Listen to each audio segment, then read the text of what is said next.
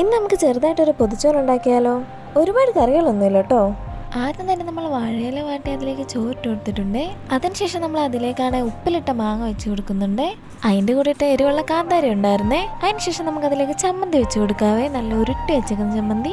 അടുത്തത് നമ്മൾ അതിലേക്ക് വെക്കാൻ പോകുന്നത് അവിയലായിരുന്നേ. അതിനുശേഷം കിഴങ്ങ് മെഴുക്ക് വെട്ടി ഉണ്ടായിരുന്നേ, അത് നമ്മൾ വെച്ച് കൊടുത്തിട്ടുണ്ട്. ഇതെന്റെ ഫേവറേറ്റ് ആയിട്ട് ഞാൻ കുറേ വെക്കുന്നുണ്ടായിരുന്നേ. അടുത്തായിട്ട് നമുക്ക് മീൻ വറുത്ത് അതിലേക്ക് വെച്ച് കൊടുക്കാവേ.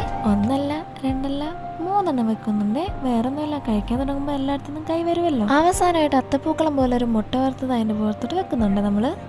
ഇനി നമുക്ക് പൊതിഞ്ഞ് വെക്കാവേ. പൊതിഞ്ഞ് കുറച്ച് നേരം വെച്ചതിന് ശേഷം നമുക്കത് കഴിക്കാം. പക്ഷെ പുതിന ചെറിയൊരു മിസ്റ്റേക്ക് ഉണ്ട്, കുഴപ്പമില്ല, അഡ്ജസ്റ്റ് ചെയ്യണം. അത്യാവശ്യം വരെ ഒരു സ്ഥലം വരെ പോയിട്ട് വന്നു, അതുകൊണ്ട് പെട്ടെന്ന് പൊതിഞ്ഞായിരുന്നു ഇത്. അങ്ങനെ അത് പൊതിഞ്ഞ് അവിടെ സെറ്റാക്കി വെച്ചിട്ടുണ്ട്. ഇനി നമുക്ക് പോയിട്ട് വരാം. വന്നിട്ട് വേണമല്ലോ നമുക്ക് തുറന്നിട്ട് കഴിക്കാനായിട്ട്. അങ്ങനെ നമ്മൾ പോയിട്ട് വന്നിട്ട് നമ്മുടെ പൊതി എടുത്ത് ടേബിളിൽ വെച്ചിട്ടുണ്ട്. ഇനി നമുക്ക് തുറന്ന് കുറച്ചുകൂടെ സെറ്റാനുണ്ടായിരുന്നു കേട്ടോ. എന്താണെന്ന് വെച്ച് കഴിഞ്ഞാൽ ചിലപ്പോൾ എനിക്ക് തോന്നുന്നു മുറുക്കി കെട്ടാത്തതിൻ്റെ ആയിരിക്കും. എന്നാലും സാരമില്ലല്ലോ, അവിടെ കൂട്ടി കഴിക്കാണ്ട് നല്ല ടേസ്റ്റ് ആയിരുന്നേ. അപ്പോൾ ബൈ ഫ്രണ്ട്സ്, വീഡിയോ ഇഷ്ടമാണ്, സപ്പോർട്ട് ചെയ്യണേ.